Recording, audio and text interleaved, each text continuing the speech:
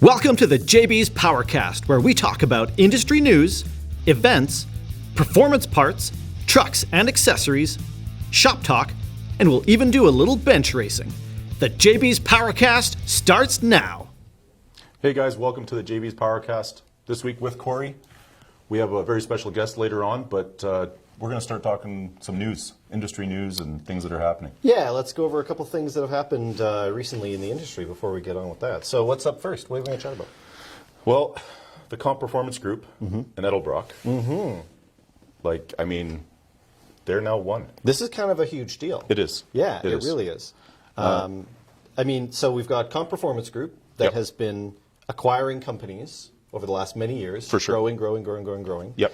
And then Edelbrock, who was one of the sort of last standing, hadn't been acquired by one of these groups, Comp and Holley. And I know myself and some other people chatted about this, I don't know, a few times over the last few years. And it was always like, if one was going to buy the other, we always just kind of assumed that the Comp group would probably buy Edelbrock, or Holley would probably buy Edelbrock. Sure. One of the big ones versus, not that Edelbrock's not a huge company. They are. But they don't have the habit of buying up all the others. Right. And then kind of out of nowhere, we get this news that now, I guess we should specify. Yeah. Is it Edelbrock as a standalone company, or is it the company that owns Edelbrock? Well, yeah, from the press release, Industrial Opportunity Partners, which is a private equity firm, who owns Edelbrock, made the acquisition of the Comp Group. Right. Yeah. So they're kind of all under the same larger umbrella. Exactly. The good news is that they're going to run as two separate entities still, same management group, same everything, same products, but now they're going to have some synergies between the two. Totally. And I'm sure that probably that equity firm that owns them probably has some other manufacturing capabilities.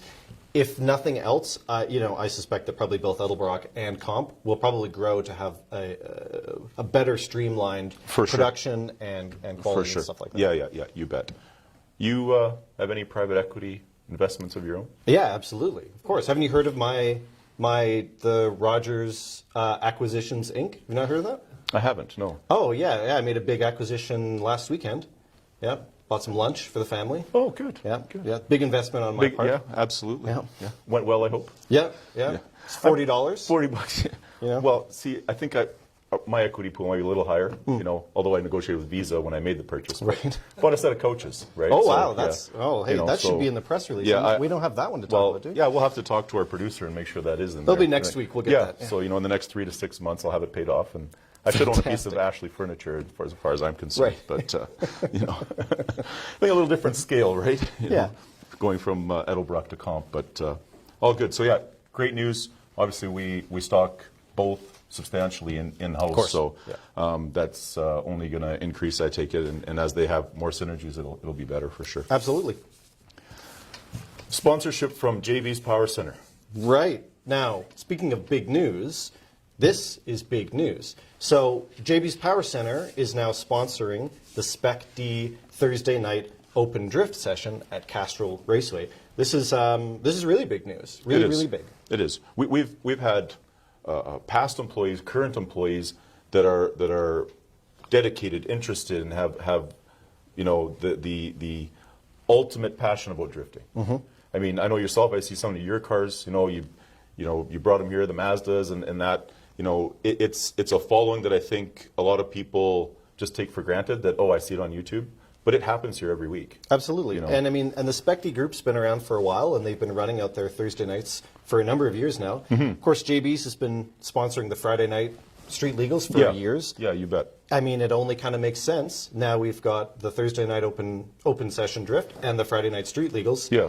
I mean, if nothing else, I think it really shows the commitment from JB's as a company to our local track and our motorsports teams, and really kind of being out there as, hey, we're here, we support the industry, we support the guys running. I think it's great. I think it's fantastic news. Yeah, and I agree with you. And we have such a great motorsport facility here in Edmonton. It's got the dirt oval, it's got the road course, it's got the drag strip. They do the Spec'D, they do monster truck, they do all those things. And JB's as now a sponsor, like you said, on Thursday nights. For the track being open to the public, it's Thursday, Friday, Saturday, and Sunday.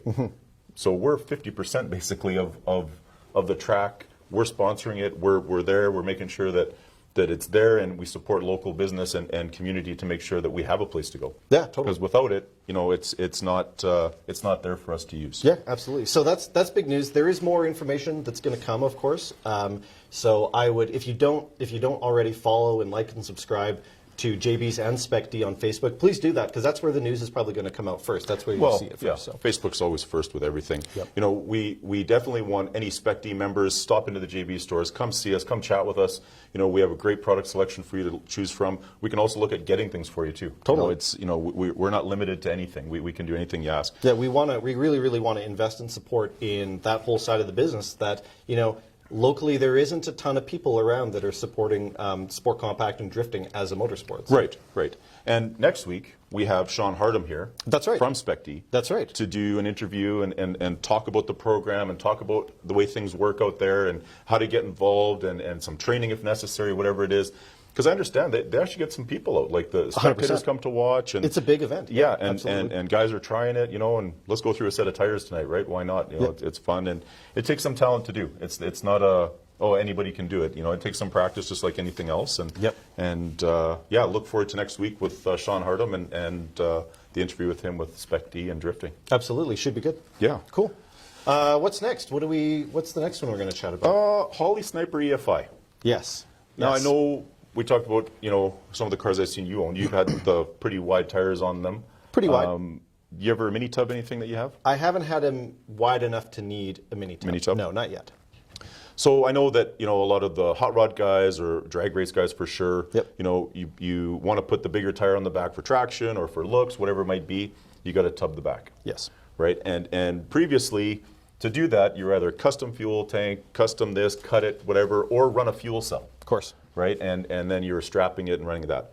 So Holley's released through their Sniper EFI series a part number. Mm-hmm. Give us your car, make, and model, and we will send you a fuel tank ready for a mini tub. Right. Application specific. Application Off specific. the shelf. Done, ready to go. That's actually when I first saw this, when it first came out, it was a bit of a quiet release. Right. It's actually a pretty big deal. It is. And correct me if I'm wrong, I don't think there's much else available for this specific application. For guys that are wanting to run big wide tires or change suspension, they need to go with the mini tub, but that don't want to custom fabricate or build a fuel tank. Or they don't maybe want to run a fuel cell. They don't want to custom plumb it. They don't want to figure out strapping options. I mean, this is a huge deal for those guys. Sure. And for the weekend garage guy like we are, not having to weld or cut or fabricate, you got a 73 Camaro or a 72 Camaro or a Mustang, pick the part number, order the part, you get it. It's got the fuel pump in it. It's got the sending unit for your gauges. The return line is prefab ready to go. Mm-hmm. Drop the old tank, or if it's out because you're doing the mini tub, put the new one in. Bolt it up. Hook it up. And you're done. Damn. They come coated. Yeah, they come coated. They come ready to go. I believe the in-tank pump supports about 550 horsepower. So for your street cruisers, your hot rodders, I mean, pretty hard to go away from a bolt-in piece. It really, really is. I mean, it's custom parts off the shelf. It doesn't get easier than that. Yeah, and again, I think when we're talking fuel injection like we have in the past between the two of us, it's the way the market's gone is to make it really easy and simple. Totally. You're buying something, they're self-learning. Yep. You're doing, you're on the weekend. You're done, it's ready to go, and it self-learns, and you get to drive it. Yeah, 10 years ago, it used to be a pretty scary kind of big thing. There just wasn't a lot of options for regular guys turning wrenches in garage. You needed some specialty equipment, you needed some R&D, you needed guys who could do some fab work. Sure. And the more people do it on their regular garage projects, the easier it's going to get for everyone. Yeah. And that's great, as far as I'm concerned. Yeah, and with that, giving us the make and model of your vehicle, we order it from Holley, have it on the shelf potentially. You're picking it up on Friday, Saturday afternoon, it's in, it's done, and you potentially could be driving on Sunday. Right, you probably just saved yourself weeks worth of design, fabrication, and plumbing. Yeah, and like you said, when it's bolt in, when you're doing it on your own in your garage, it's probably the way to go. Yeah, that's awesome. Yeah. Cool. I don't think there's much more for news that we have here. Okay, that pretty much covers it. So yeah, I think we were going to take a quick break. Yep, go to a commercial. Yeah, have a little commercial, and then when we come back, we're going to have our special guest in the hot seat. Mr. Jim Bell. Awesome. Stay tuned. See you guys. Welcome back, guys. here with Jim Bell. Jim, thank you for taking the time. I appreciate it. 54 years in business, JBs Power Center. JBs has been a mainstay in aftermarket performance, truck accessories in the marketplace. We have 3 retail locations, 3 warehouses across Canada, family owned and operated. Started from you yourself, a dream, an idea that you had when you were younger.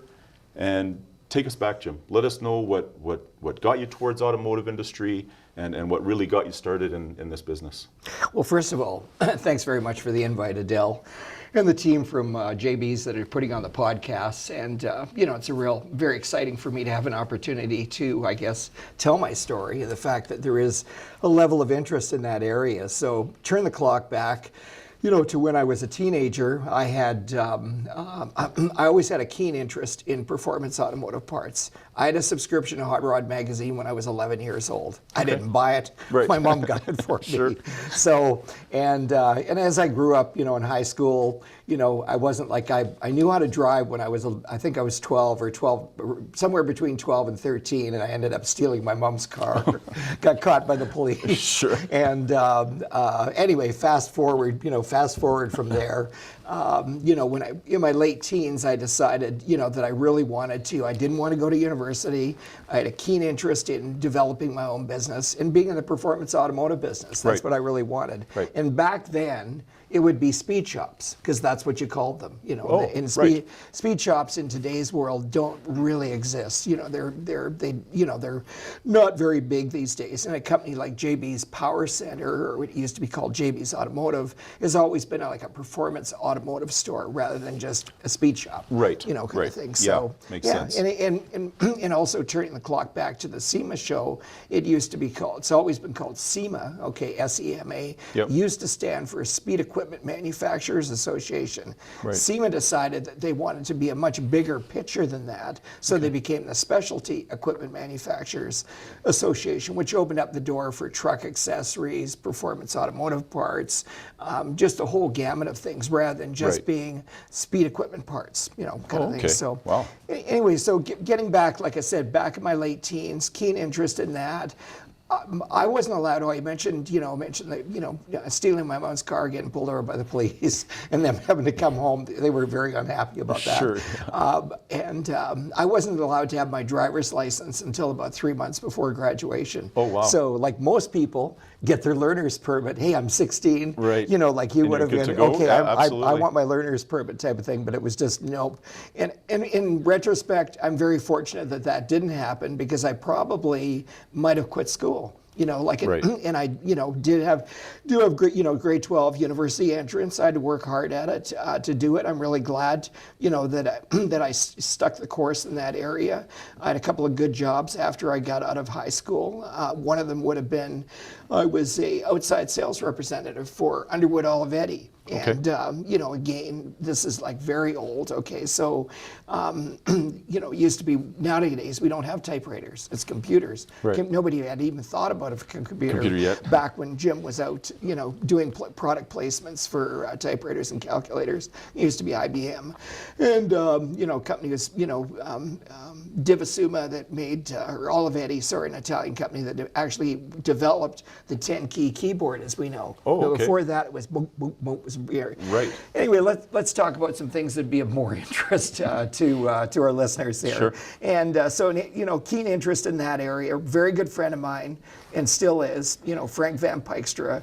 He was a real car guy. He had built a few cars, and after I got out of high school, the first car that I ever bought was a '53 four-door sedan, and I paid $175 for that.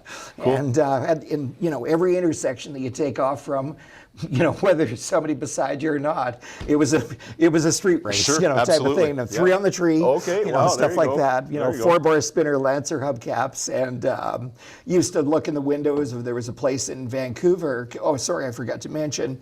So I was-lived in Vancouver from when I was 6 to 20 years old. And my dad used to be a commercial airline pilot, and he unfortunately he lost his life in the first major air crash in Canada in 1954. Harvard Air Force trainer came up underneath a TCA, which is Transcat Airlines, which is the predecessor to Air Canada. Oh, wow. Okay, so came up underneath the plane, ripped the wing off the plane, straight vertical climb, and the plane split in two, and everybody perished, that was on it. So, hey, I'm only 10 years old at the time. Did I miss my dad? Absolutely. Of course. I was fortunate enough to have a really great stepfather from when I was about 12 to 16, 17. Can't remember exactly what the time frame was, but in any event, after I got out of school and I started putting some plans together with Frank Van Pijkstra that I really wanted to start up this performance automotive shop. Recognizing in a city like Vancouver, you've got, like Edmonton and Calgary, they're pretty good sized cities. They're 1 million people. Sure. Vancouver, I think, is like triple the size of that.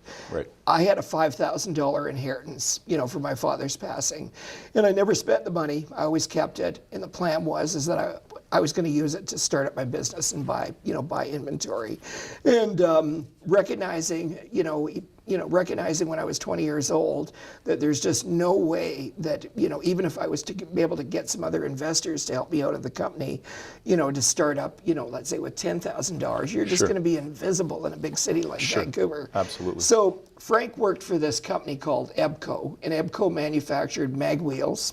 So of course I had mag wheels, on my car, and so did Frank, but we were selling them, and they also manufactured some other accessories. Frank gave me the opportunity. He said, "Hey Jim, I know what your plan is, what you'd like to do. I think you're really good with people, and I'd like to have you come and work for us as an outside sales rep, and you can travel around with myself in BC and Alberta." With the understanding that, down the road sometime in the next 6 months, you're probably going to be making a decision to leave us and decide where you're going to build this performance automotive do your shop. business. Sure. Yeah, exactly. So I ended up in Edmonton, and the reason for that was they had, grand plans of building Speedway Park. And Speedway Park is now just a memory, but it was a real spectacular facility and like world renowned. They not only had, they not only put in a great drag strip, really nice tower. They had a road course there. They had Can-Am racing, which would have been, predecessor to IndyCar racing, more road car racing and stuff like that. Some very famous people raced out there. In any event, that track did not open for at least 2 years after when I moved to Edmonton. When you moved out. Okay. So 20 years old, decided, Edmonton's going to be the place where I'm going to start my business. Frank invested $1,500 in my business, and EBCO, the manufacturing company, made the mag wheels. They gave me they invested $3,500 worth of product. So $10,000 startup. Right. And very first store, and the location still exists. It's over in 102nd Street. Can't remember exactly what the address is, but I do remember the square footage, 728 square feet. Really modest little store. Right. And now that is a Dirk's Formal Wears in there. There's kind of a round awning, just sort of a little half awning there. So a lot of our listeners might know where Dirk's Formal Wear is. Anyway, that was the first JB's store. And when I first started up, the other partners, people that owned EBCO, was Hugo and Helmut Epic. They were German people. They still are. And they said, "Oh, Jim, you've got to have the word discount in the name of your company." So the original name of the company was Jim Bell's Automotive Discount Center. What a mouthful. No kidding. Way too long. So it didn't take me long to get rid of that. And I ended up calling it JB's Automotive Center. Right. So that was the name of the company. Started, and I stayed in that location for a couple of years. Then I moved over to 6515 104th Street, had a much bigger location there, and a guy named Bill Odenbach came to work for me. And Bill was a very ambitious guy. He said, "Hey, hey Jim, let's open up a store in Calgary. I want to be your partner. We should have stores in Calgary. So, you know, and I can't remember exactly what year it was, but it was decades ago. Sure. So I said, okay, Bill. So we went and checked out the Calgary scene, and there really wasn't very many good locations, but we ended up opening up a downtown location that was very close to the Calgary police station. Okay. You know, and you know, Bill ran that, and then we ended up opening up a second store, and then we had a store over on Blackfoot, like right across from the Blackfoot Inn. Okay. Yeah. And you know, fast forward, I'll just talk about Bill and JB's Calgary for a while, and not very long. And you know, the store did okay, but it was never as successful as the Edmonton stores were. Right. But a lot of people cycled through the store, and a lot of still lifetime friends, you know, people that work there, Yep. and that are still, you know, still out there. And you know, and ultimately, Bill was spending, you know, the company's money on his personal race car. Okay, so he had this Monza that had big block Chevy in it. And I said, Bill, like, you know, like this wasn't authorized. I said, like, there's no benefit for me in this right here. You can't do things like this. Right. That's, if you're gonna do that, that's your money, or you needs to be authorized, because by that it was time we were 50-50 partners. So, you know, the relationship kind of started, and then relationships started kind of falling apart, and Bill said, Jim, I just want to be a consultant, you know. And I said, well, Bill, JB's doesn't need a consultant. It's just not that big. No, I'm just going to work for you part-time. I'm going to develop some other clients. And I said, I don't really think it works for it. And he said, okay, well, then I want you to buy me out. And I said, Bill, I spend way too much time detail work in Edmonton. Like, it's the business that we're in is so detail oriented on inventory, and requires so much personal attention by somebody that's knowledgeable and somebody that's really cares. Even though you surround yourself with a lot of great senior management people and great sales staff people, you still need to have, you know, somebody who can keep it all together. No question. You know, and stuff like that. So, in any event, like Bill said, hey, I want you to buy me. I said, Bill, it's just not going to happen. I said, we're going to do one of two things. We had a buy, what you call a shotgun buy-sell agreement, and what that is whatever. You know, if you and I were partners, whatever I would offer you, I have to be willing to accept for my half of the business. Okay, so back to live. We're back to life. All right, good. A little technical difficulty. Sorry about that. That ended up happening, but you know, fortunately, it didn't last long. Thanks to our tech wizard Stephen MD there, that was over there for a quick mic change. You know, that solved our problems. He did touch me a little differently. Oh, did he? Okay. Oh, I didn't see that. Did not see that. Go to HR later with that. Sure. Okay. Sounds like a plan. Anyway, back to our story here. So, like back to JB's Calgary. So I had said, Bill, you know, way too much. Or sorry, I'm not prepared to, you know, to buy out. I think we can either do one of two things. We can either put the key in the door, sell off the inventory, or you can buy me out. And he made a decision to buy me out. Okay. 6 months later, the business went into receivership.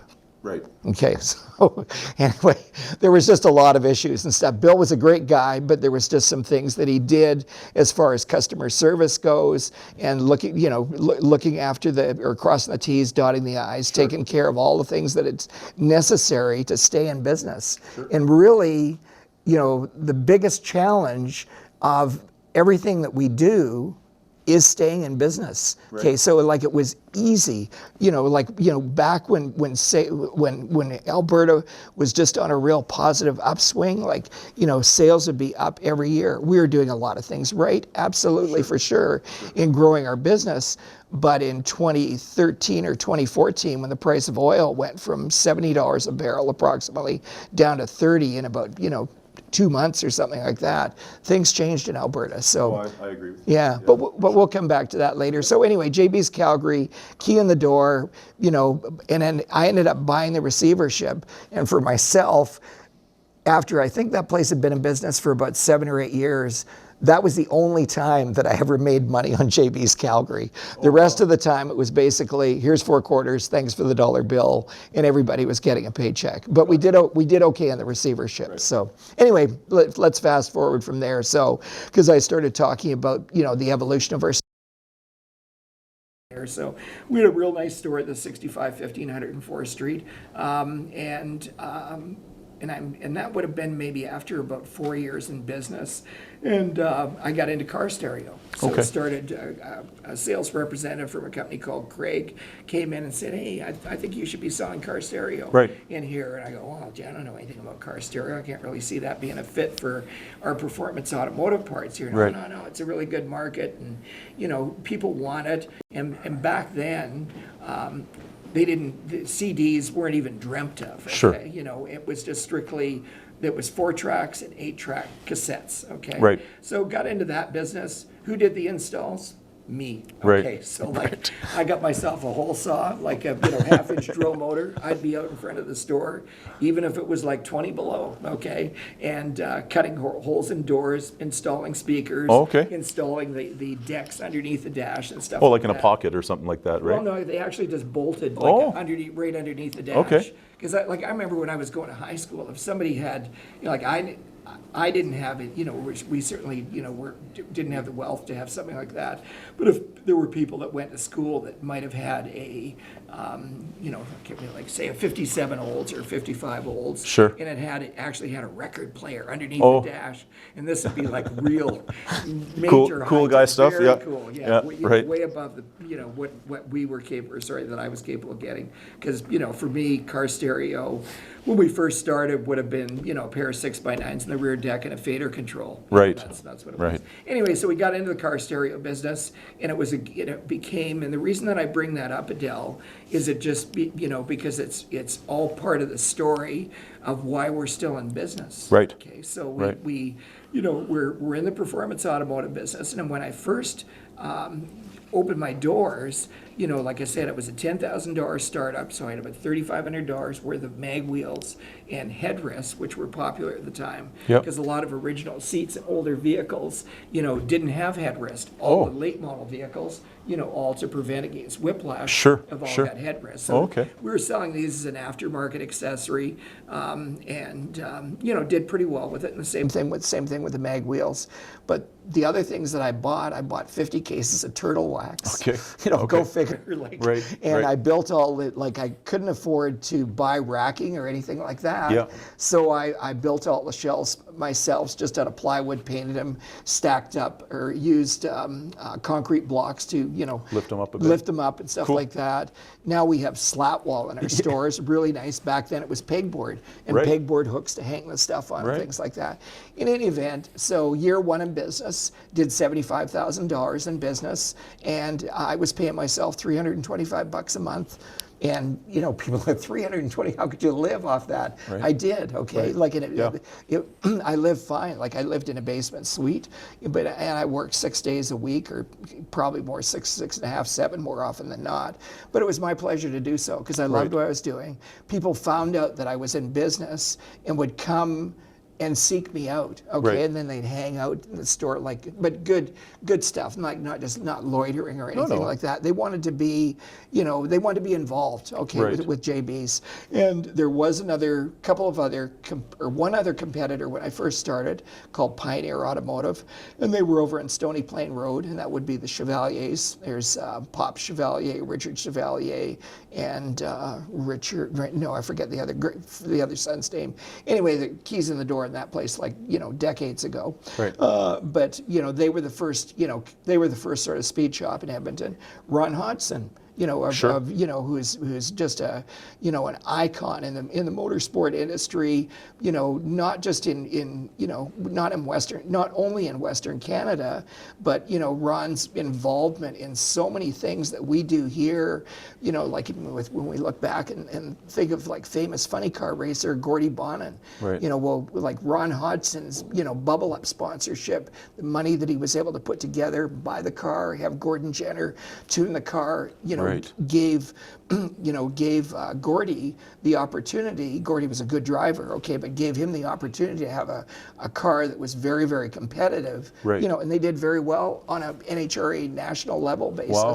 Yeah, and there's a lot of great Top Fuel racers, that whether it be Nitro Funny Car or Top Fuel, that have come out of the Alberta scene. And when you consider how small our population base is Sure. compared to Ontario, Quebec, and stuff like that. So we're producing some good stuff. yeah, no, we Yeah. absolutely have, and it's been going on for decades. So anyway, so we had that, and then I had an opportunity from that store at 6550 and 104th Street, kitty corners from there. There used to be a place called Madison Marine. Okay. And Mr. Madison died. Okay, and the building became available for sale, and it was a like a retail store. It was set up as a marina, and then there was another place that was right next door. The building was part of the 5 city lots and stuff like that.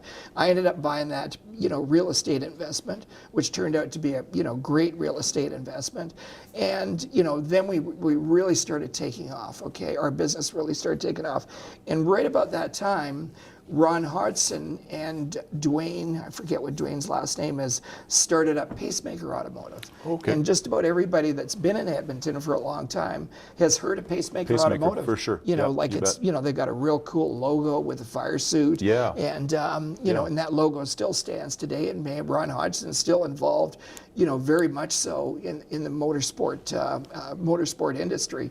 But we'll come back and talk about that later. So that store was really successful, and while I was over there, JBs Calgary was still going, but like I said, it was just it was a good business. It gave us a good reputation. We had a bigger reputation in the province of Alberta instead of just being in Edmonton based. And I would describe ourselves in today's market, like we're sure not a big box store. No. But we're a power retailer. You bet. Okay, and one of the reasons that we're a power retailer is we've always spent a lot of money on advertising. And when I say a lot of money, like my second year in business, I think I spent $20,000 on Ched Radio, Right. and that was like a lot of money to me for back sure. then. So I've always really believed, that you need to tell promote products, promote your business, and it worked out really, obviously worked out really well. But obviously a whole bunch has changed as far as advertising, Yeah.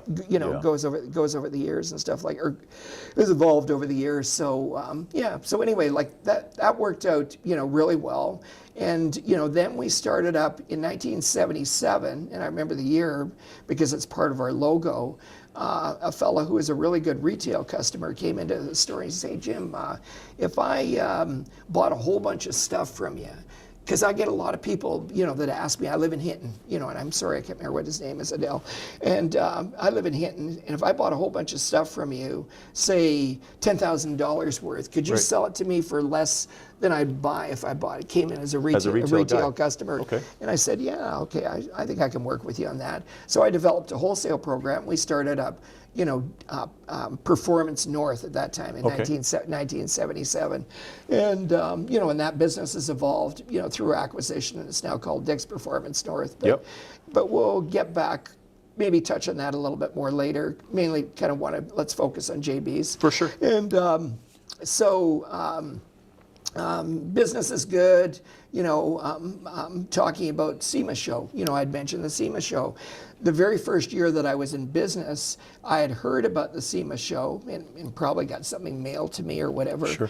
And because phone existed, of course, but fax didn't. Wasn't even Right. wasn't even around then. Right. And so I'd heard about the SEMA show, and then the second year, Frank, who was I'd mentioned was a partner, we decided that we were going to go to the SEMA show.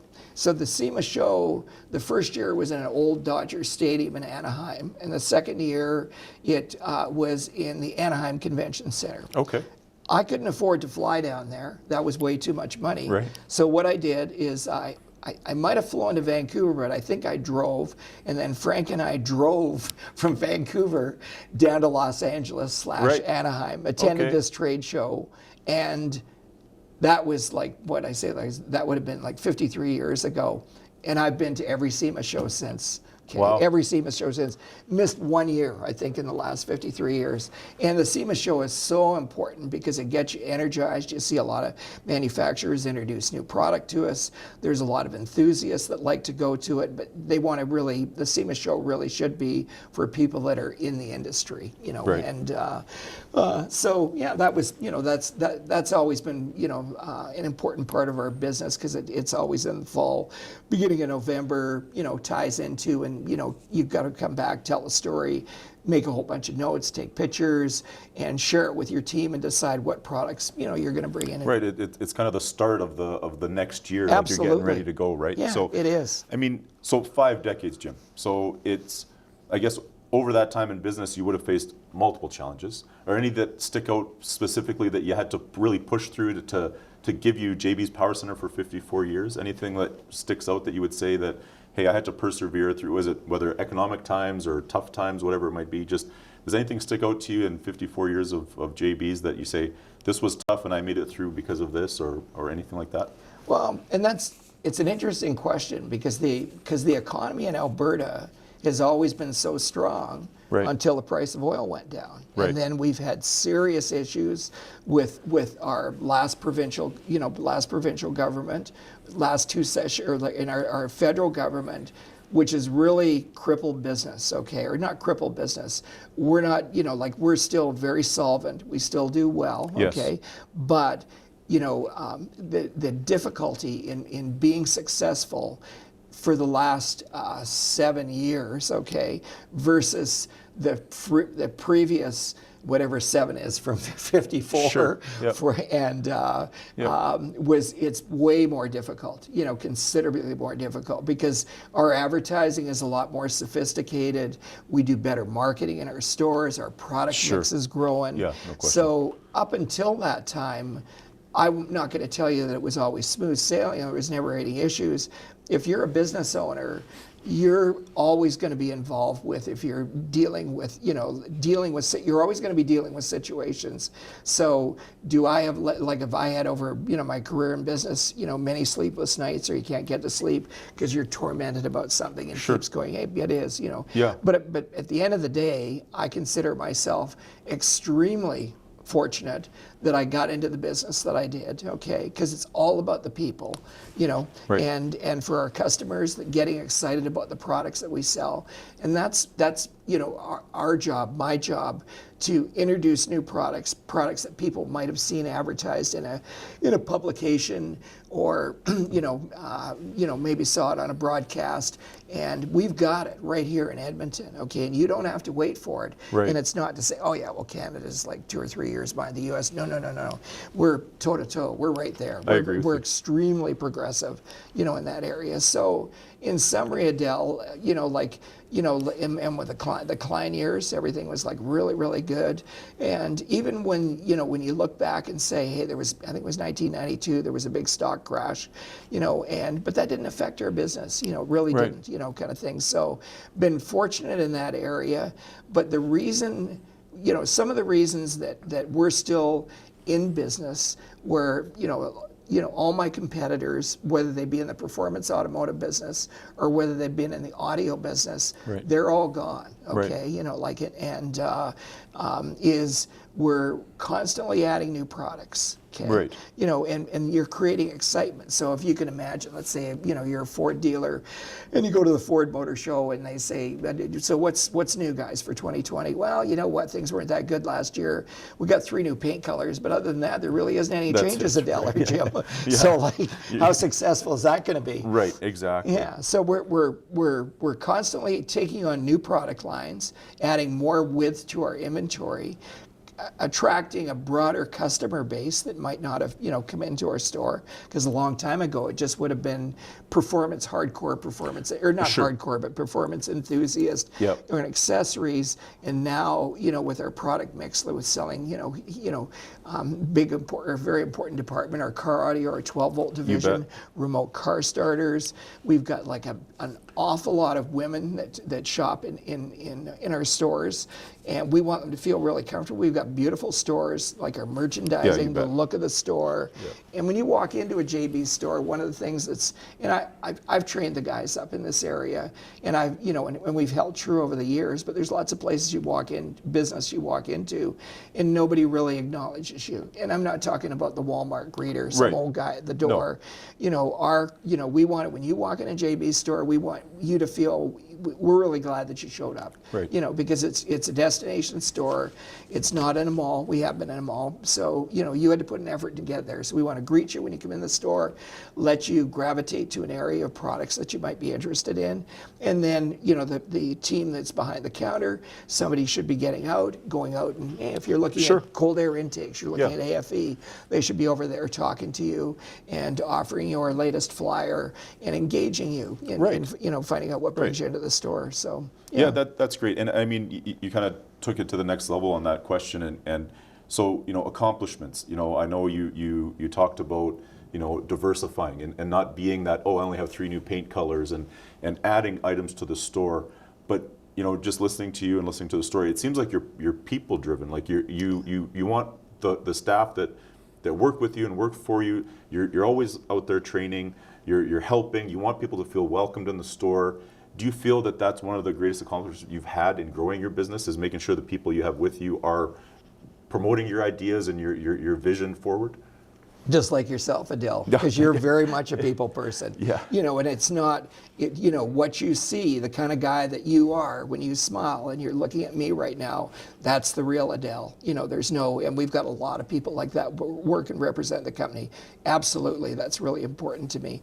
And, you know, we don't have anybody that I'm aware of that isn't happy working for the company. Sure. You know, everybody has to project a positive image, you know, and we want them to be happy. You know, it's a real positive environment. But like, we offer not just for our customers coming in, but just about, you know, I'm going to say, like, you know, all of our staff is really enthusiastic about some kind of product that we sell. You know, like, we've got people that are you know, real car audio people, or they're sport compact, or they're engine guys, high performance engine guys. And then there's other people that are very diversified in what their interest levels are. Right. And that's what we want to try and do, is develop their interest. If they're just a category strong, but they're really not that interested, don't have that much product knowledge, you know. And there's different things that have happened over the years. Okay, we'll just kind of maybe come back to it. So mentioned back in, you know, so 77 wholesale, 87, the drag strip that I'd mentioned earlier on, Speedway Park, got shut down. Okay, Right. so this is when Jan Reimer was the mayor. Okay, Graham Light was the track manager. Okay. And Graham Light went on and has had a very storied career as, you know, director. I can't remember, director of operations at NHRA. Like, he's right up. He just retired last year, but he's highly respected. You know, done a great job for NHRA. But he was the track manager. Ron Hodgson had some ownership, and I can't remember who else, you know, owned Speedway Park. Anyway, like, they had like big shows. Okay, like, they'd have like 32 funny cars. Oh, wow, cool. It really was. It was major cool. Okay, Yeah. and when Speedway Park first opened up, the only competition they had for outdoor entertainment was the Eskimos. And the Eskimos, you know, legendary hockey team, come on, Jim, football team, yeah. you know, long and storied career, you know, have always been, you know, in the stadium that we've got, you know, Commonwealth Stadium, that holds like, was it 65,000 Yeah, people? something like that. Yeah, it's big. And that was built like, what, 35 years ago or something like that, a long time ago. Right. So when Speedway Park first opened up, and I've got pictures of it, and you know, certainly have fond memories, there'd be 10,000 people in the grandstands, and there was no Nitro funny cars. It was just a couple of, you know, some local people with their race cars, and they'd bring in, you know, I remember there was a Ford of Canada, had a guy named John Petrie. You know, I think he had a funny car, but there's Linda Pleva. This would have been, I can't remember what year it would be, 60, maybe about 67. Okay. You know, so big block Ford, you know, stick shift car. So her against Albert Branham driving the old Trapper. Okay, and anybody that's been involved in drag racing scene for a long time. Have you ever heard of the old Trapper? Oh yeah, man, it's not out there anymore.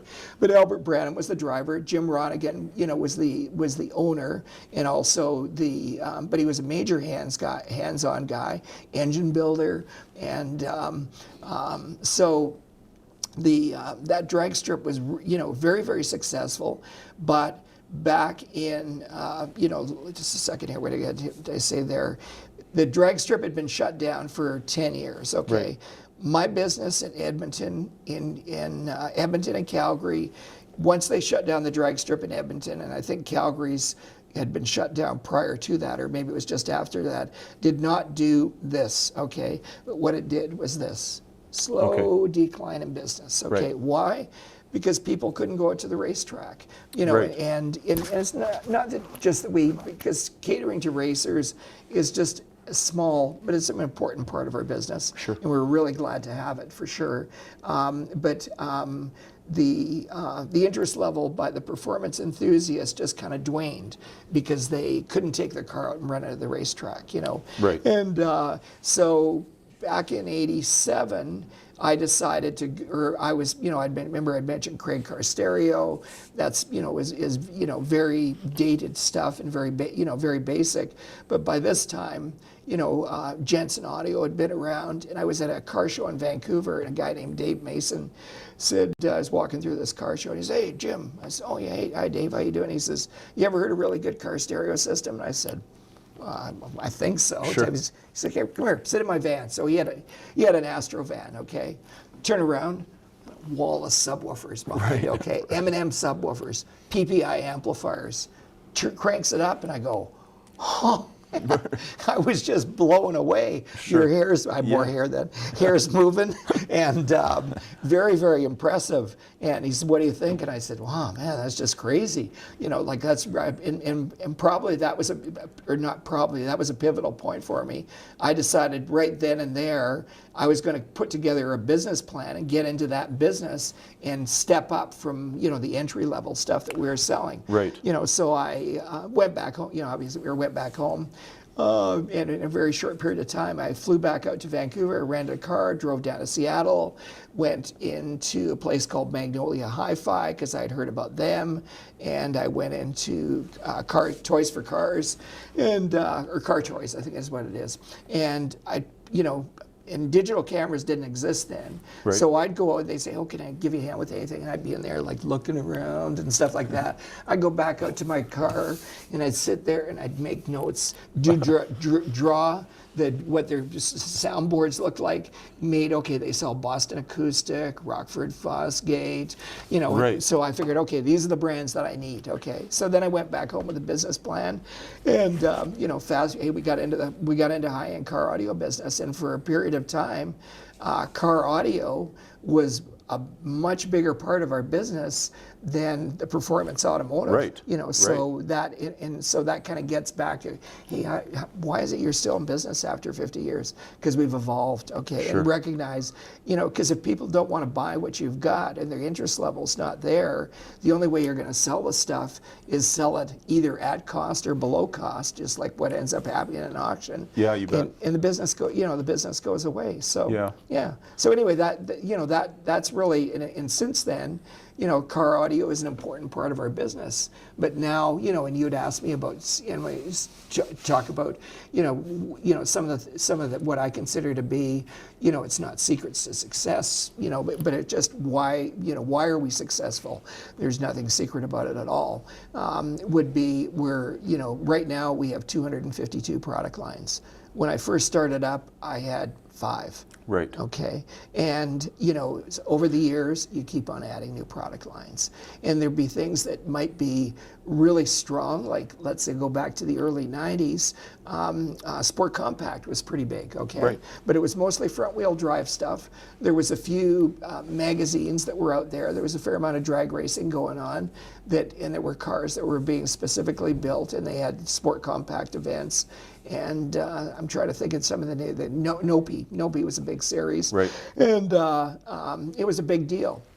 Guess what? In a few years, maybe about 3 years or something like that, you know, Fell that off. kind of faded off into the sunset. Right. We had Barb and I went down to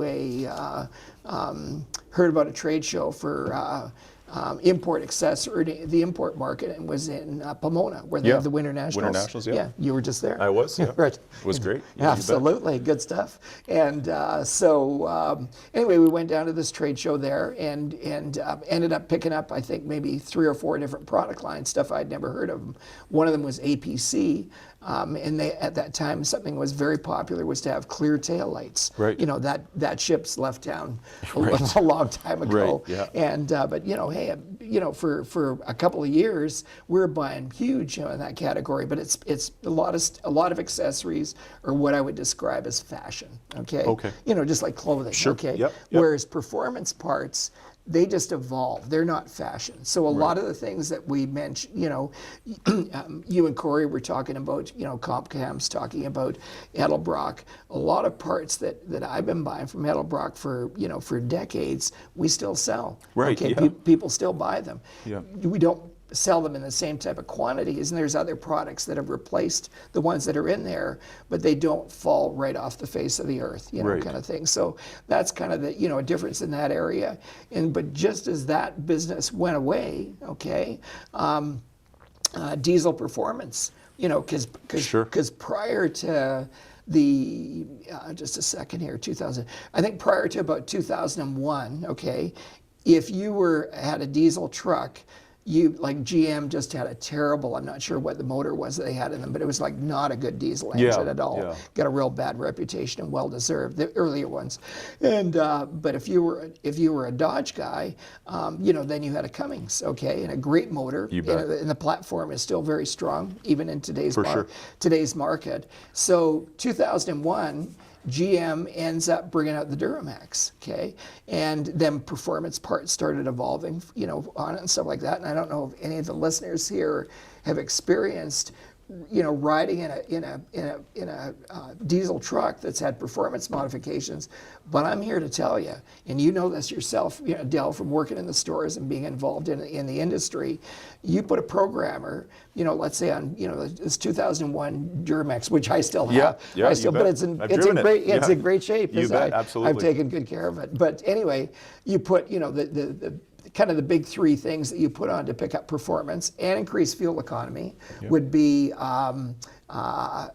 cold air intake, exhaust system, but the biggest thing is a programmer. Right. Like when you install a programmer, you're going to pick up like 80 to 100 horsepower. Yeah, Okay. yeah. So you get on it, it's just like, unbelievable the Yeah. performance gain, and the pricing's realistic and easy to install, and so that started the diesel performance business. Right. Okay, and that's been really brings true to go. So we've got traditional performance parts and accessories, diesel performance, and then as we started getting into more of that.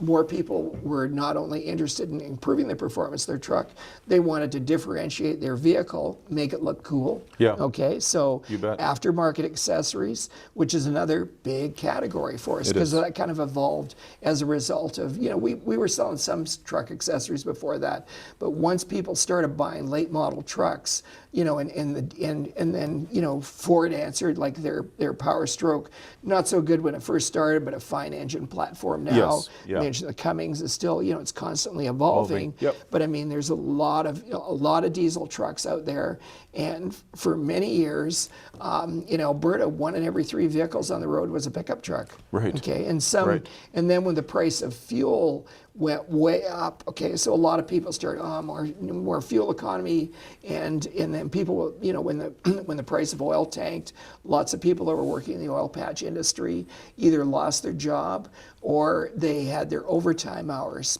cut back dramatically. Sure. So a lot of the things that JB sells are their parts and accessories, performance parts and accessories that you'd really like to have, but you don't need. Okay, Right. so it's Yeah. not like groceries, No. and it's not like shelter. Those are essentials. Yes. But man, it sure is a lot of fun. It- Like whether Yeah. it is, and people find a way. Okay, Always. and they do and stuff like that. And again, and I'm still really passionate about the performance business. I love it. Okay, I love going to trade shows. I love seeing new products, and I still, I'm still working. If I'm not racing in the U.S., I'm still working, at least 60 hours a week. Okay, I run different hours. As you know, I come in later Yep. on the day, but I usually leave here at 9, 10 o'clock at night, and and I'll fortunately for myself, my wife lets me work on the weekends and doesn't Right. badger me, and we have a great life together. Not just because she lets me do that, but I'll it's no problem working working 7 days a week, but I typically not doing that, and continue to enjoy a great life. I'm, consider myself really, really fortunate. Have I got really, and you say, hey, you make your own luck. Yes, yes and no. I've been really fortunate. Okay, Yes. and but I've continued to work really hard. I've never got, and one of the ways that I grew my business, I never, and this is kind of interesting.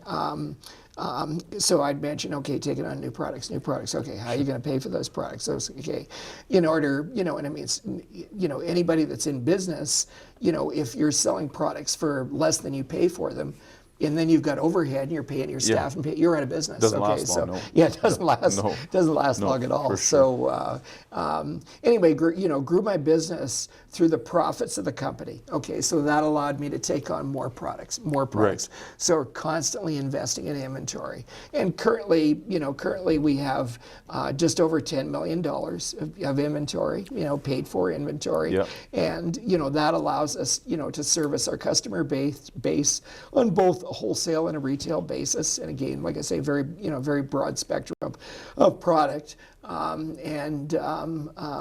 So that's kind of a little, so just product categories. Okay, diesel, accessories, and you guys were talking, yourself and Corey were talking about Spec'D. Yeah. Okay, so a new category for JBs, although we were in it in the early 90s with APC, it was just accessories.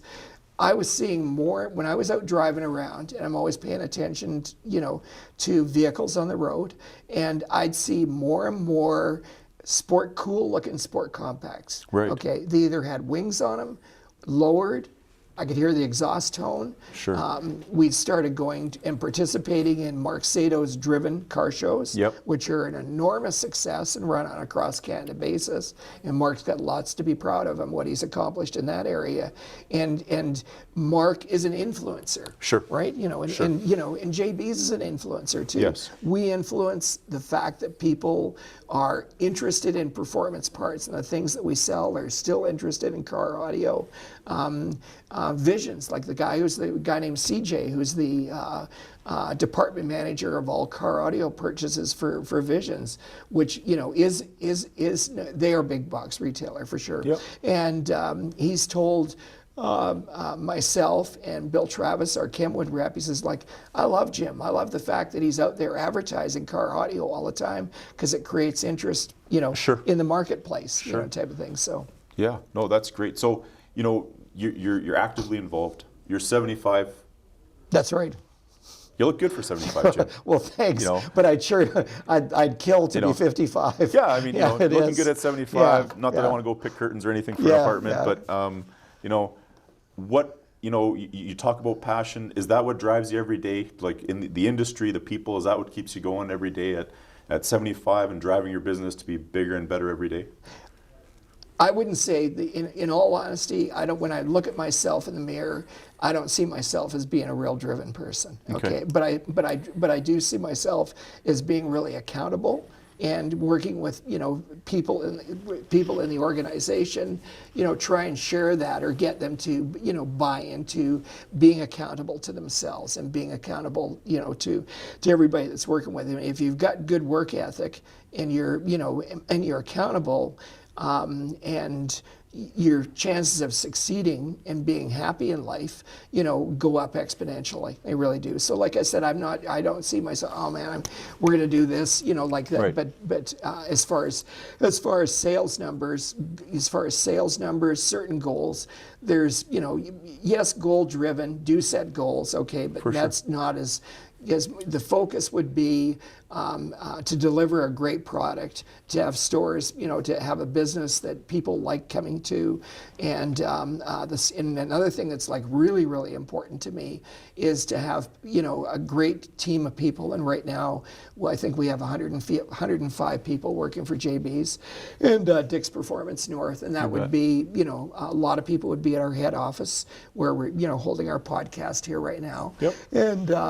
And then we've got people at our Northside store, which is located over in 13528 Fort Road, and then our Calgary store on Pegasus Road, which our manager down there, Matt Vilchy's, just done an awesome job. It's a really nice store. You bet. For anybody that goes down to Calgary and hasn't been there, beautifully laid out store. It used to be a Harley Davidson dealership. I bought I didn't buy the Harley Davidson business, but I bought the building, and we spent quite a bit of money on leasehold improvements. Nice store, just as this store is. You bet. Yeah. And that, going to give you a segue into our new store here at Sure, Dell. absolutely. Sure, okay. So we've been in our Fort Road store for 15 years. Lease was up December 15th of this year. Yep. And, we were looking at some new opportunities because that store, for those who drive up and down or have driven up and down Fort Road, say for everybody, most people, Edmontonians, Transit Hotel. Yeah, sure. I've had a few beers in there. I don't know whether you've ever been there or not. I have not. Okay, sure, yeah. Pre my time. Yeah, okay. No, I think they just put the key in the door a few years ago. But anyway, it's just, the Fort Road area is kind of a pretty gungy area and stuff like that. Right. There's a McDonald's right next to us. There used to be a Canadian Tire store down the street. But it just, business in that area, there's a lot of, hey, remember when we did our clearance promotion and we had the tents out in front of the store? Yes. And that was really successful, letting our customer base know that we had the big clearance sale happening in the stores, in which we're going to be doing again this year. We're always doing type of thing, but putting more focus on it. So we had these tents that we rented from Jerry Brown from Big Top Rental. Yep. And they looked really good and had big signage on it, clearance center, stuff like that. North Side store, the Fort Road store, in the morning the guys would come to work and there'd be guys sleeping in there. Yeah, they're nice. living in 'em. That's Yeah. not why we put the tents up. So anyway, looking for a new location. A fellow who used to work for myself, good friend and longtime business relationship, guy that I've got a lot of respect for, Richard Morrison. Yep. He had an opportunity to buy Alberta Cycle with a couple of other individuals. I think it was about 2 years ago. And he's located over on the Yellowhead Trail on 97th Street. Yep, I know where it is, Very, you bet. very visible. A little difficult to get into the first time that you go there, but it's a very visible location. And Richard said, hey, Jim, I got 27,000 square feet here. I've got more space than I need. He said, what do you think about having a JBs store and an Alberta Cycle combined? Said, I don't know. Okay, so I go over and have a look at it and go, it's a really nice store, and you've been there. Absolutely, And just, you walk in there, it's got this aggregate concrete, Floor finishing, finishing and pathways that take you around the store. And so Richard and I talked it over and, came to a decision that we're going to do a joint venture, and construction's taking place right now. So we'll have, right now our whole store on Fort Road is 9,000 square feet. So this one's our half will be 13,500 square feet. No wall between the two. So if you're an Alberta Cycle customer, and they've got lots of them, you're going to come into the store and you're going to be looking primarily at power sports, motorcycles, typically motorcycles during the summer. And hey, what's this going over here? People are going to wander over. Sure. They're going to look around the JB store. 2 separate businesses, 2 separate cash and wraps, 2 separate sales teams. Okay, but we make no mistake about it. Their customers are our customers, and vice versa. Sure. I agree. a lot of them drive pickup. If they're not driving their bike, a lot of them drive pickup trucks. And as mentioned, that's a real strong customer base.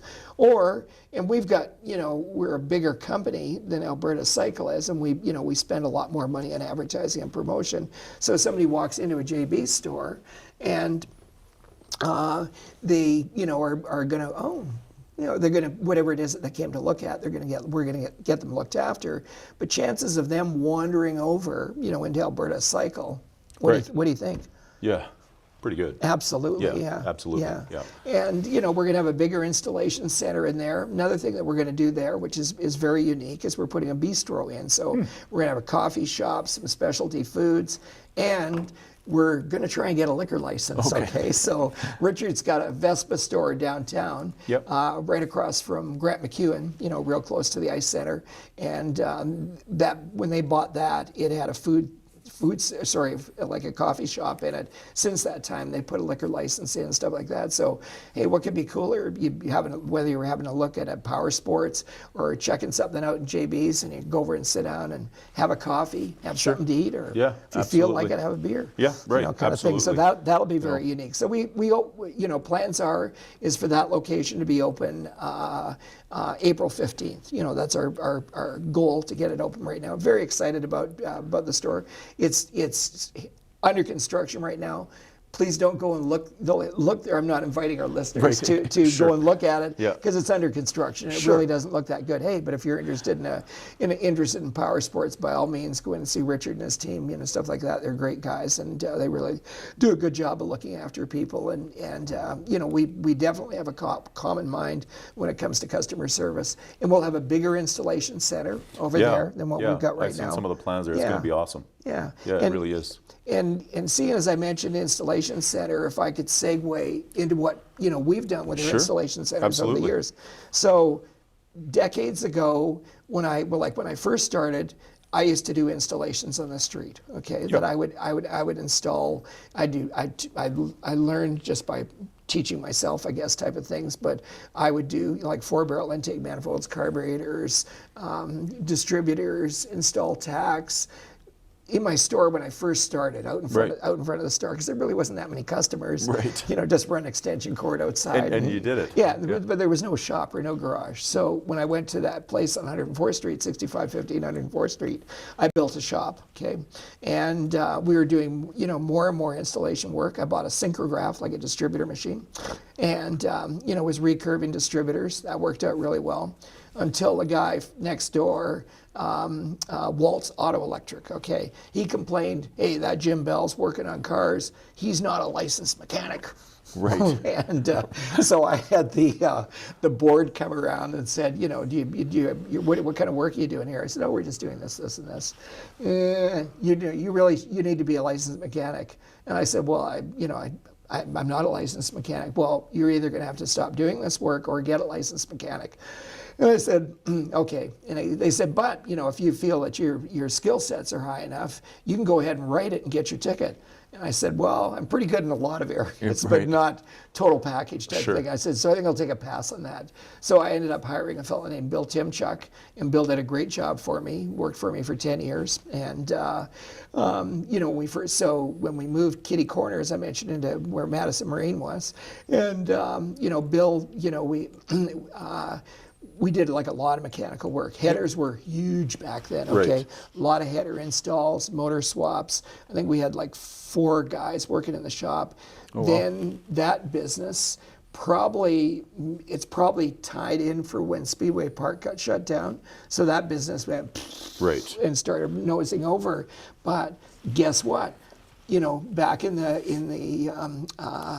late 80s, or back in late 87, you had to say, hey, I'm going to get into high-end car audio. So I turned it around and turned it into an installation center just for 12 volt. Right. Gave up on the performance parts of it, and we did that for decades. Okay. Right. So then fast forward to like a few years ago, strictly doing 12 volt, we have just a great team of installers, okay, and they're very knowledgeable. They're all they're certified. They have MECP, which stands for Mobile Electronics Certified, and we have installation managers in our Calgary installation manager in our Calgary store, Northside store, West End store. Great guys, and they're very, very knowledgeable and do a great job of managing the operation. And but as when business gets tougher and when there isn't as much car audio business around, you've got to be diversified. Agreed. So we started we started installing more and more accessories. Okay. Right. And then Matt Vilches, a few years ago, decided, hey, I think there's a lot of work, enough work that we could hire a licensed mechanic. So he hired a licensed mechanic. He was doing more and more. I was having a look at the numbers. Geez, you know what? I think we should be doing that in Edmonton. So we hired a guy, like when LA Customs shut down, a guy named Jesse LaCusta, who used to run that, and we hired his licensed mechanic to work for us. He did a really good job. He did. And he's moved over. I think works at Farley's. Yeah, Is that I believe correct? so. Yep, Yeah, yep, right. yep. Okay. But and we were disappointed to see him go, but if the Ian Cadu, our licensed mechanic at our West End store, like died and went to heaven. Ian just does awesome Yeah. work. He's so talented, and we built him a real nice shop there. And there's nothing that JBs can't do. Like we install we install everything that we sell. Yes. We don't have to sub out anything. But previously, and again, another segue, okay, would be, okay, what are you going to do if somebody wants to buy a motor? Okay, so in the past, and we sell scat rotating assemblies and other internal engine components, and we're doing okay with it. But if a person wanted, a guy like yourself, I mean, you've built a lot of cars, Adel, and you've been involved with buddies that have built a lot of cars. And if you wanted to get an engine built, typically you'd go to a performance machine shop. You bet. And there's a lot of really good performance machine shops in Edmonton. And interestingly enough, I think there's 8 of them in Edmonton, but there's only 2 in Calgary. Oh, okay. Okay. That's real interesting. It is. Yeah. I know why that is, but do you know? I don't. Do you want me to tell you? Please. Okay, it's because we've got a Castro Raceway. We've Right. got a motorsport motorsport facility that helps drive the market. Just like our advertising, Sure. our flyers that we do, it all drives the market. And not everybody races. Not everybody races on Saturday and Sunday, bracket racer, or not everybody is. You and I are in the heads-up scene. Yep. Racing. Not everybody's going to do that. Not everybody's going to be out there in the dirt oval. And when they had the motocross track, not everybody's going to be doing Right. that. Then I got a great road course out there. They've got everything.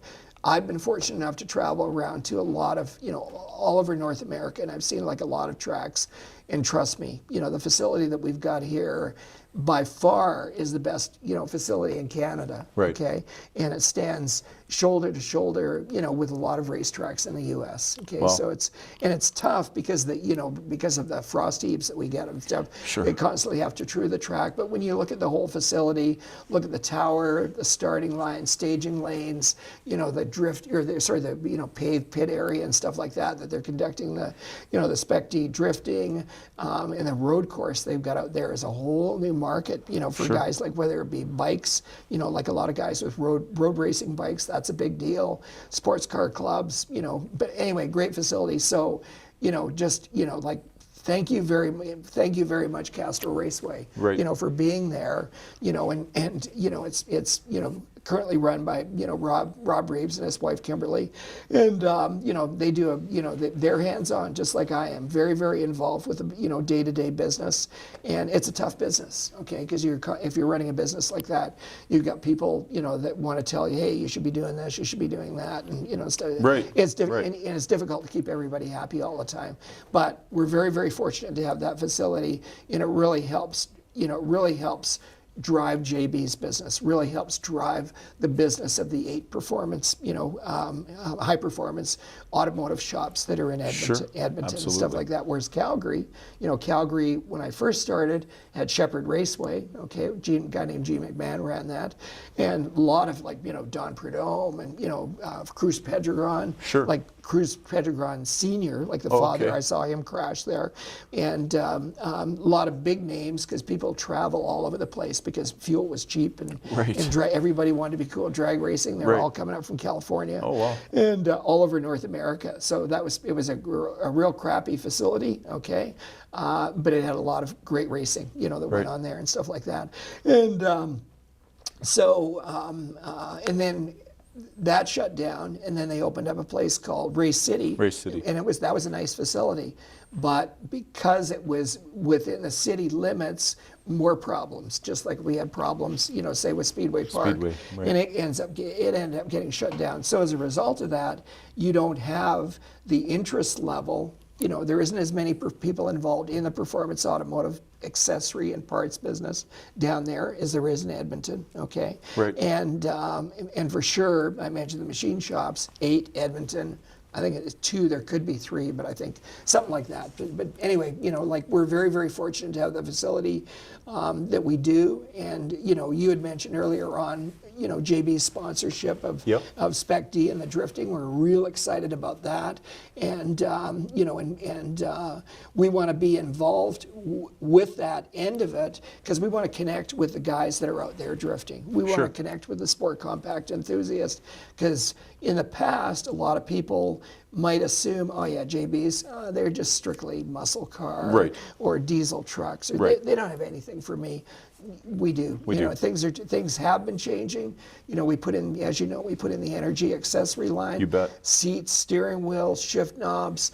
Now we're going to be putting in, we're going to be putting in a lowering, coilover lowering kits, exhaust systems, but we have a lot of that already, special order, but stocking more touchy-feely for the customers that are coming in. So like I said, we're, we always have been, myself and Sean Landsman, our VP of marketing and looks after all the JB stores, we had a great meeting with Rob Reeves, the other day and talked about our plans for the up and coming season. And Rob, thanked myself, and for being involved in Castro Raceway, ever since they started up.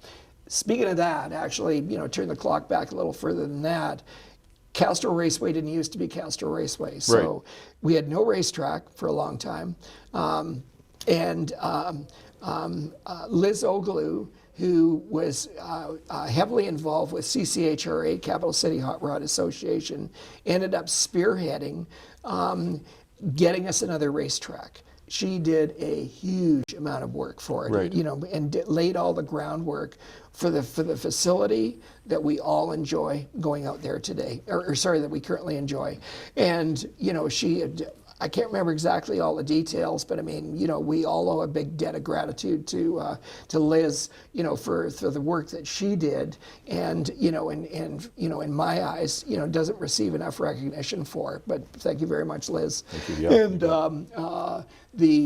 so when it first started up, there was, they had a plan, they had a vision, but they couldn't put the money together. And a guy named Jeff Goodwin, great guy, he's now deceased, and he was the owner of the Sinoil funny car. Oh, yeah. Alcohol funny car. But, he was a business owner, and, he lived in the Red Deer area and stuff like that. Jeff came to me and said, hey, Jim, we're putting together a group of investors, and we'd like to see you involved. Here's the plan, blah, blah, blah, blah, $50,000. I said, okay, I'll invest $50,000, which I did.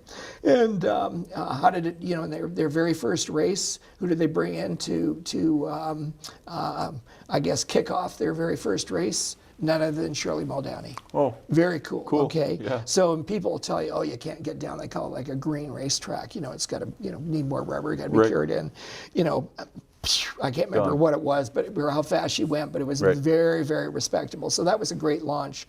And then, I ended up, there was a cash call in the second year, and I felt that the racetrack was doing okay. I was involved with their board of directors, and there was a gentleman, or he's still around, Rob, owned the Auto Trader. Sorry, the last name escapes me right now. Anyway, he took over my position and some other people that didn't follow along, and I think he ended up becoming the sole proprietor, of at that time, Labatt Raceway. Then it became Budweiser Motorsport Park, okay? And then somebody got killed in a drag race track in the U.S. Budweiser decided we don't want our name associated, so they opted out, and then Castro Raceway. So that's how we. That's the history. Wow. That's kind of the history with Castro Raceway. But it's if any of the listeners haven't been out there, there's so many interesting things to see, and the number of big races they have. Like you got the Rocky Mountain Nationals. That's a big race.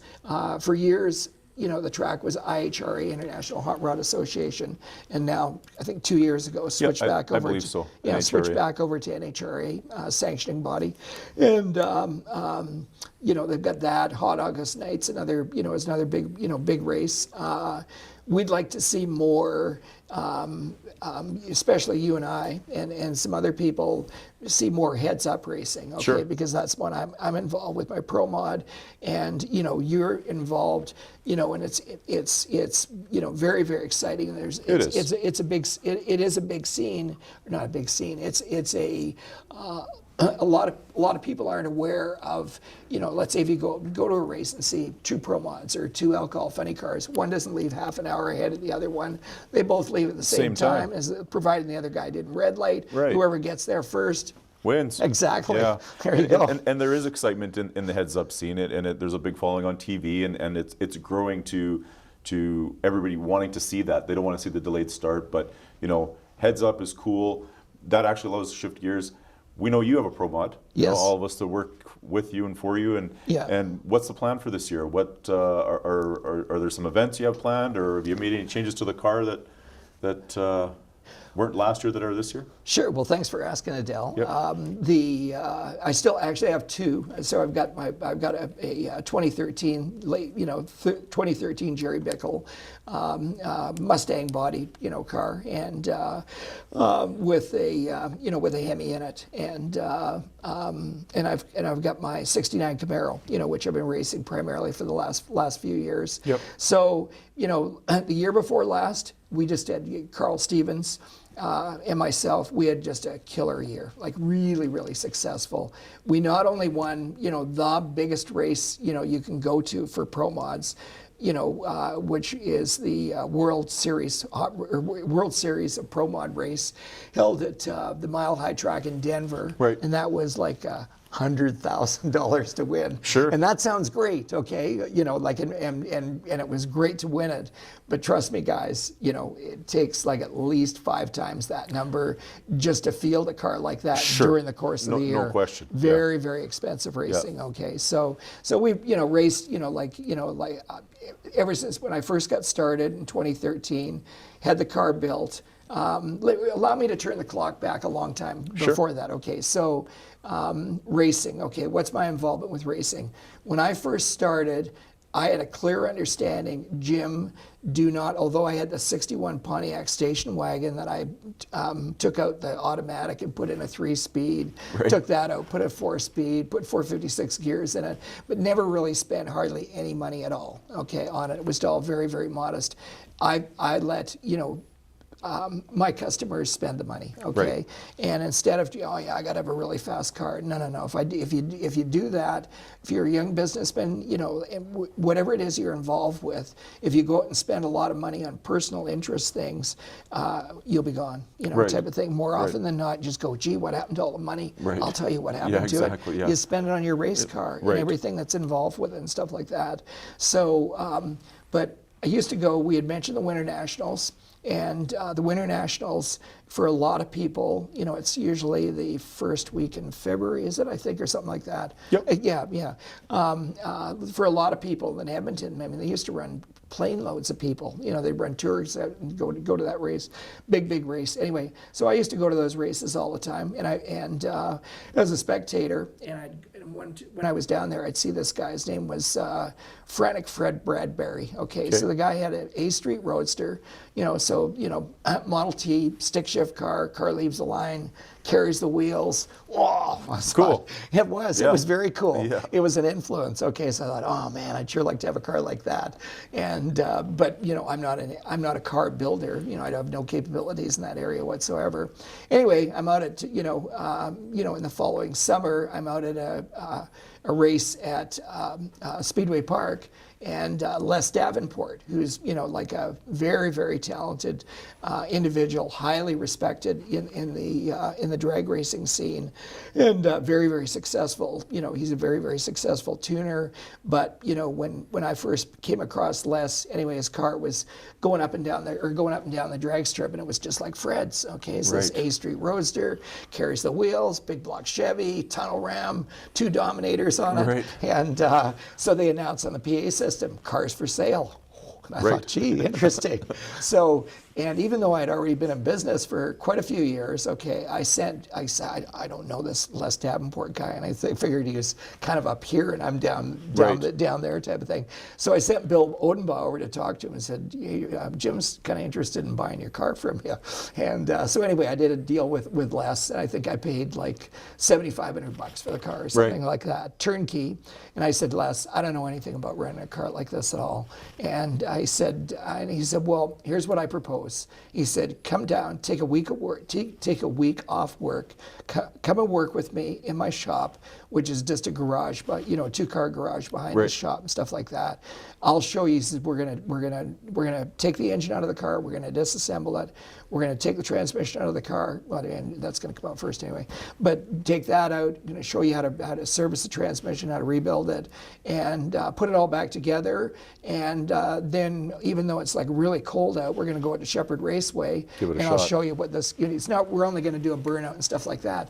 So we did all that, okay. Cool. And it was just, I learned so much from Les, okay, in that week, and brought the car back and ran in a category in NHRA called Modified Eliminator, which is very similar to Comp Eliminator right now, and didn't do really well with it right from the very first race, but within maybe about 2 or 3 races, I was going rounds, okay? Cool. And, it was at the time, it was a fast car. But the fact that there is no what you call 2-step, okay? So clutch car, you're sitting in the car, burnout, pre-stage, stage, 7,500 RPM, you're holding the throttle because there's no 2-step in it. Nothing that's going to regulate the RPM, okay? All on feel, tacks up on the dash, lights come down, boom, boom, boom, off you go, power shift the car, your foot's still wide open on the throttle, tap the clutch, bang. Second gear, carries the front wheels all the way through first gear, halfway through second gear, settles down, car would run like 912, 149 miles an hour, okay? So, which is no whoop-de-doo now. You could do that easy peasy, okay? But at the time, though. But at the time, okay. You were shifting it. And you're shifting it. It was a big deal, very exciting. It was so exciting, you'd get out of the car at the end of the run, and not scared, but just, just the adrenaline pumping. Oh man, fuck, I just love that. I really did. So that was good. So that was kind of my first, kind of taste of that. Did reasonably well. I was just looking through some clippings there, and I didn't realize that I won that many races with the car. But I've got a scrapbook with a whole bunch of stuff in that. Then they developed a class called Pro Gas, which is what the same thing as Super Gas is right now. So I took the car to a guy named Brad Claridge, who's still around. Great guy, very, very knowledgeable. Works at Endura, but he used to have his own own shop over in the south side, and he converted it over. He put an automatic in it, put brakes on the front and stuff like that. And the first year, I think I did okay with it. The second year, they had a series called Western Canadian Pro Gas Championship, and it was like Calgary, Edmonton, Prince George, Saskatoon. Okay. Oh, okay. And there was probably about 20 guys racing in it. There was Work Warehouse was a sponsor, and Belvedere cigarettes. Okay. When you could advertise cigarettes, type of thing. So Belvedere cigarettes. Anyway, and I'm pretty proud of this. I think I won 7 out of 10 races that year. Wow. Okay, won the championship, got a Wally. Okay, it was presented at the CCHR banquet,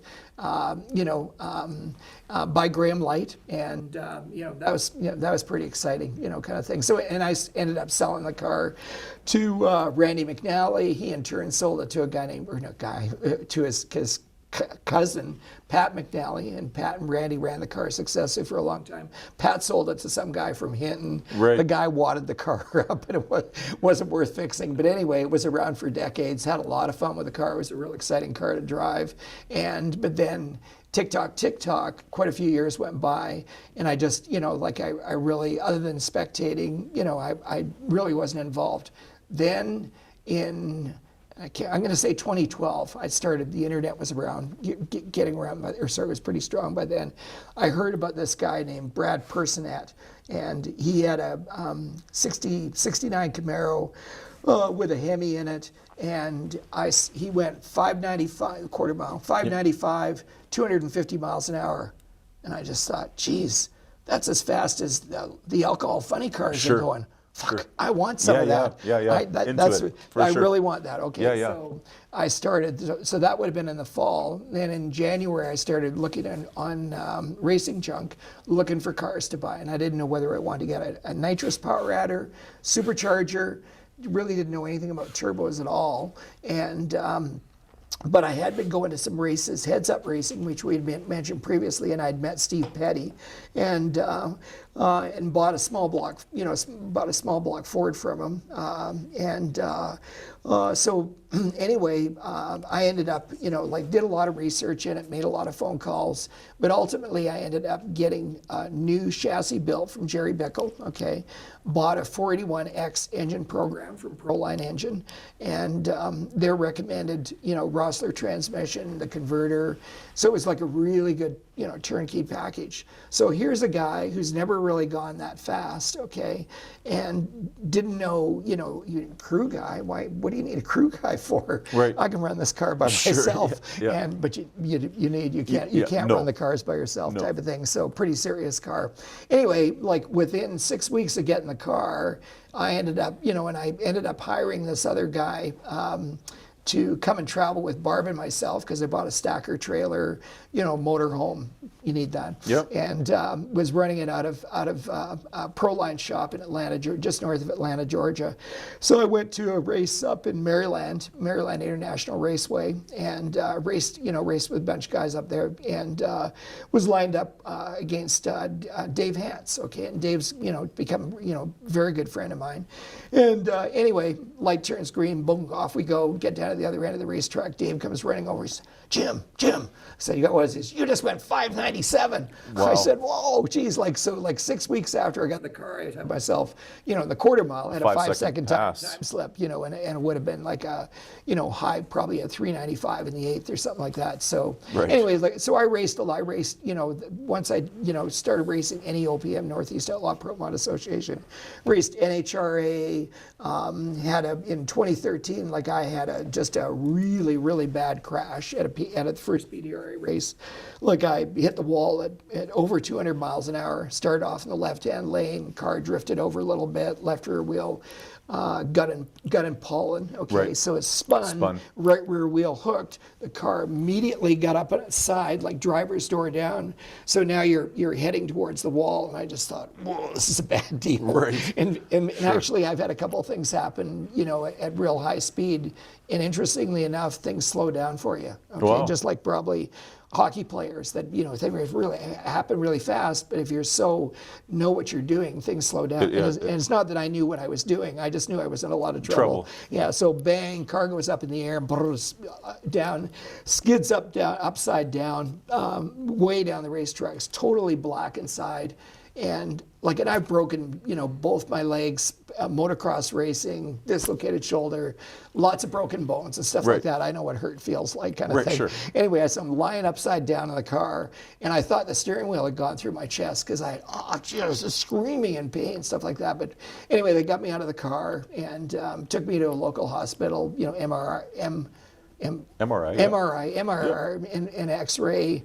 7 hours later, I'm back out at the racetrack, fortunately, and good safety equipment, okay, good help at the track, okay, very well built car, and for sure.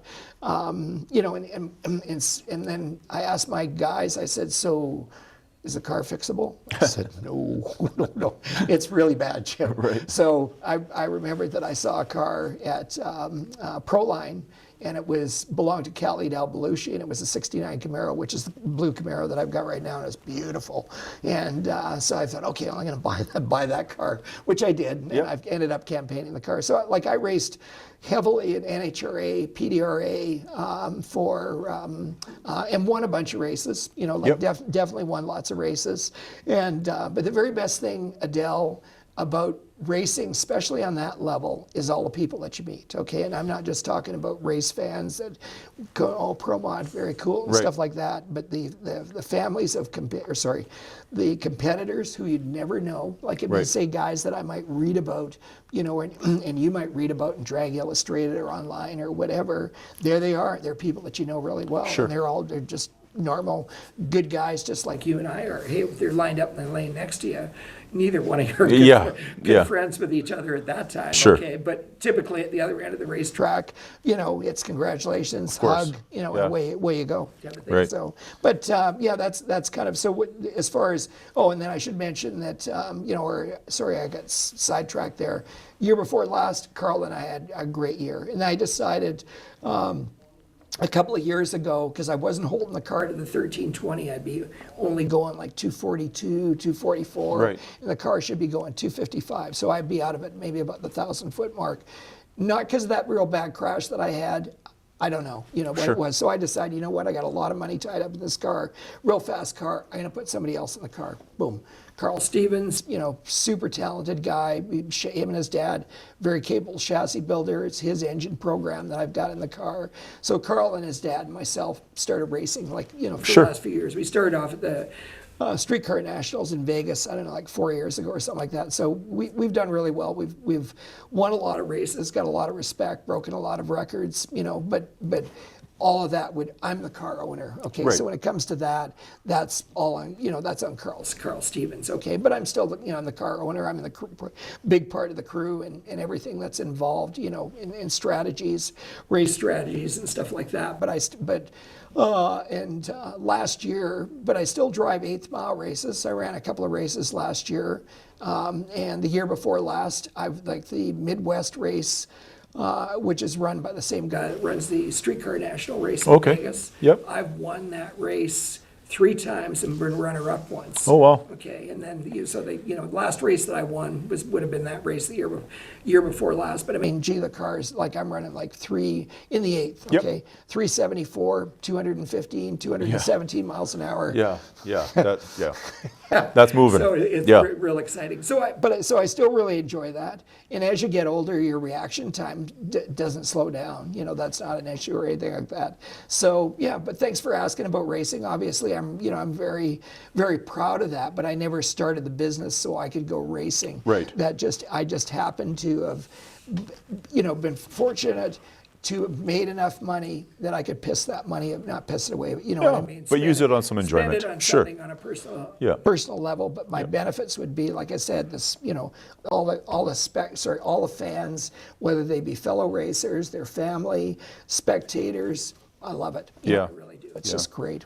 So I guess congratulations are in order. The Canadian Motorsport Hall of Fame. You've been inducted, or nominated, I should say. How does it feel, obviously, with the years and you know, the stuff you've been telling us? You know, you've been involved with it. You were basically one of the founding guys in this area to make it go. You know, with everything that we have here. Congratulations on the recognition. Well, thanks, Adel. Well deserved. Thanks, Adel. Well deserved. I appreciate that for sure. The and Ron Hodgson started up. There is a Canadian Motorsport Hall of Fame. And there's a lot of racers from Alberta and primarily from Alberta, some from Saskatchewan and BC, but there's like a lot from that have been inducted into the Hall of Fame. You know, like big hitter guys like, you know, Gary Beck, you know, just a huge racer, you know, and Dale Armstrong, and I'd mentioned Les Davenport, Kenny Sitko, you know, and his father George. Okay, they're, you know, Ron Hodgson. And Gordy Bonin. These are all people. So Ron decided when he went to the last Canadian Motorsport Hall of Fame, thought, gee, you know what, there's lots of people in Western Canada that, you know, that are never going to get looked at, okay, that are never going to get, you know, it's just one guy that decides, I choose these people. Right. And that are never going to get voted in and get the recognition that, that Ron felt they deserved. So Ron put together a business plan, and started up the Western Canadian Motorsport Hall of Fame. So, and he's got a board of directors. I happen to be on the board of directors along with the team. I think there's 14 of us, and it's a real good process. That's not why I got voted in. And the voting in is like there's different categories. Okay. So you could be like a builder. Okay. So Jim Ronigan never drove his old Trapper car. Albert Branham did, so he's not a racer. Okay. Right. And Ron Hodgson, he's not a racer. Ron Hodgson is a builder. Okay. Right. And but my nomination, and actually I did get inducted, would be, and there's ceremonies coming up, I think mid-April. Okay. And big gala ceremony. I think there's like 450 guests invited and stuff like that. It'll be really big, very professionally done. But it's not just for drag racing. It's oval, dirt oval, road course, bikes, and so it encompaces the motorsport. the whole motorsport. Right. It's not just drag racing. Everything in that area. So it's really it's nice to it'll be nice to get that recognition. And certainly my acceptance speech would be about can't hold my fingers close enough together here because I've been yapping at you for the last 3/4 of an hour here. No. But if you're interested in seeing as I guess as we've got the time, it's my pleasure to share with yourself and anybody else that's interested, on I guess my story. Absolutely, we are interested, and that's why we asked you. So, keeping on track with everything that we've talked about, and you shared your story, is there anything else that you know about yourself or the business or where you see things going that you want to share with everybody and myself, of course, about future and things going forward? Yeah.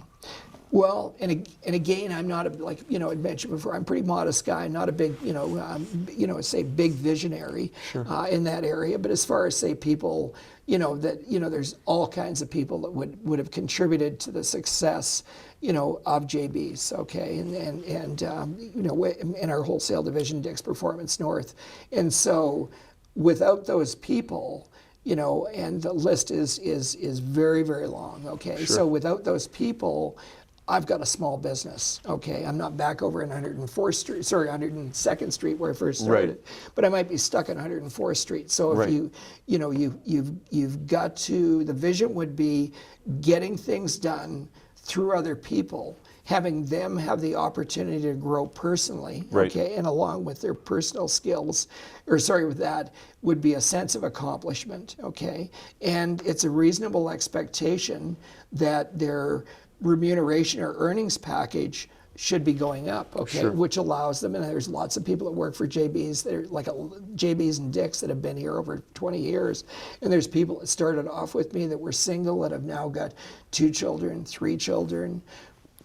Your partner in crime, Corey here, has got 4 children. Gary Tominga, JB's West End and been involved in business for well over 20 years. Has got 3 children. But anyways, things that are really important to myself and to my wife Barb, and I certainly want it. Barb's been like super supportive of me. No question. And everybody loves her.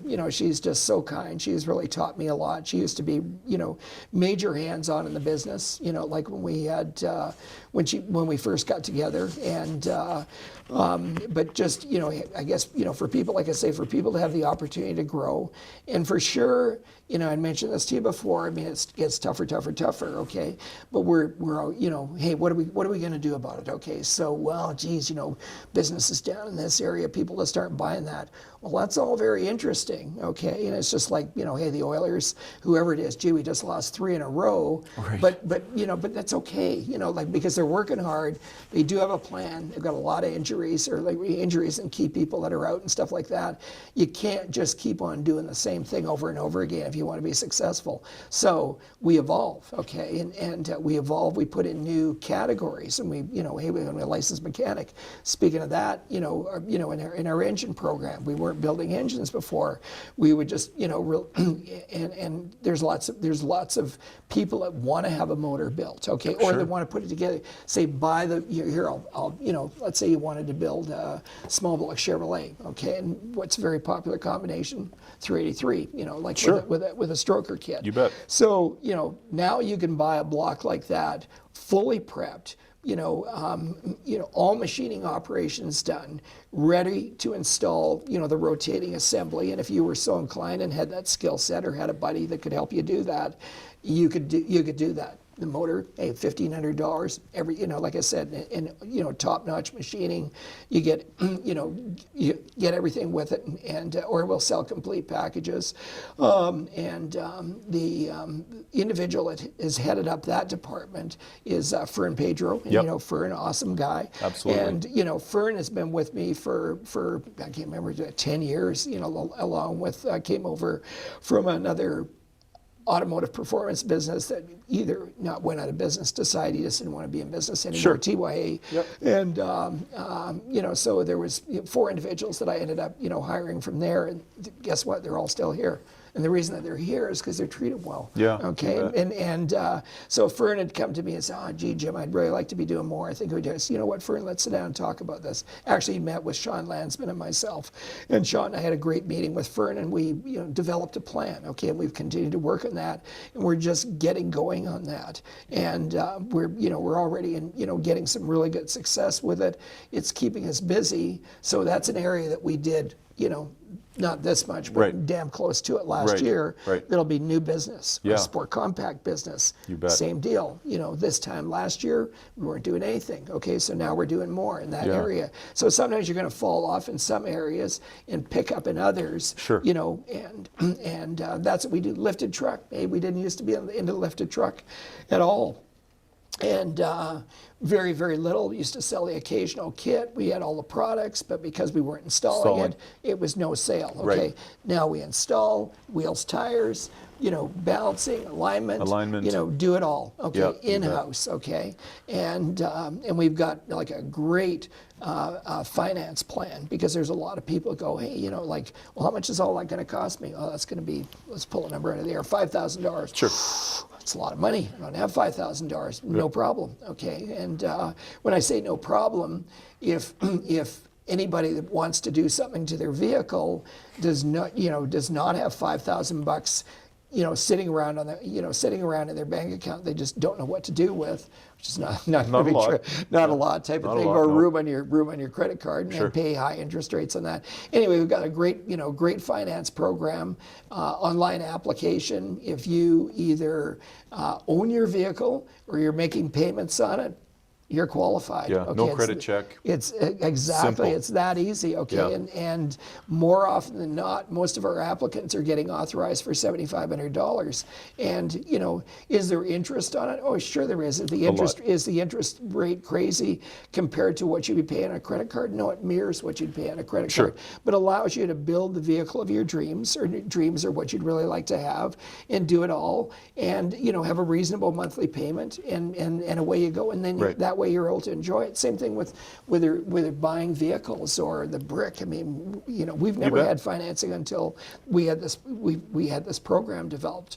And very few people are going to go in, hey, how much is that F-150? Oh, that's $78,000. Sure, I'll just write a check for that right now. It ain't going to happen. Let me e-transfer rates. Yeah, exactly. So we're real excited about that. That's given our customers a lot of opportunities to really do a nice job of building their vehicle and stuff like that. So it's good for the customer.